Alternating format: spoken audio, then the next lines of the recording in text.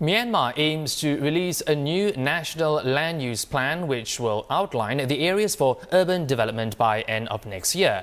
Now, this plan will help to systematically allocate reserved land for future urban use. It's also hoped such a plan will help control rising property prices.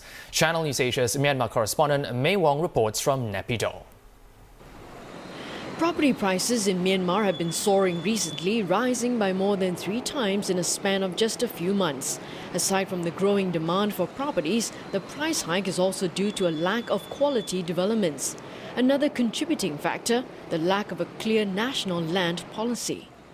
As you can see, land scarcity is certainly not an issue here in Myanmar. But what's crucial, observers say, is that the government must map out detailed plans to specify exactly what the land can be used for and also what other plots of land are available in this country for development. Property owners can then have a clearer idea on what they want to do with their land instead of holding on to it because of the lack of clarity in regulation. And clarity will soon be given as the government seeks to map out a better policy for urban land use.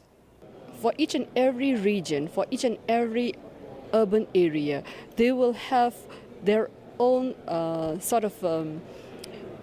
boundary of urban area that they expect to have within 20 years. And for that, they will have to, from the very beginning, they will have to properly allocate the land for several uses, like depending on their potentials. If the potential is in tourism, where should be the services, where should be the hotels, and where should be the land use for housing, and so on. Up till now, to be frank, there is no clear-cut policy for that, but we are already working on that in all the states and regions.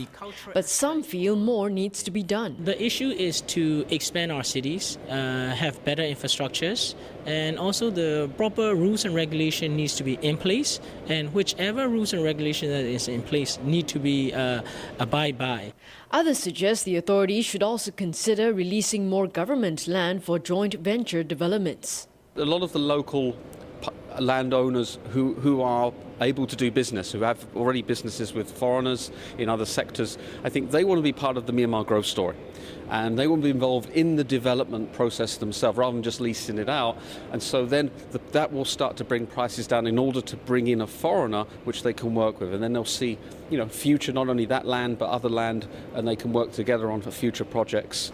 Unless the government implements stricter and more effective measures, it'll take some time before property prices in Myanmar can be normalized. Wong, Channelnewsasia, Naypyidaw.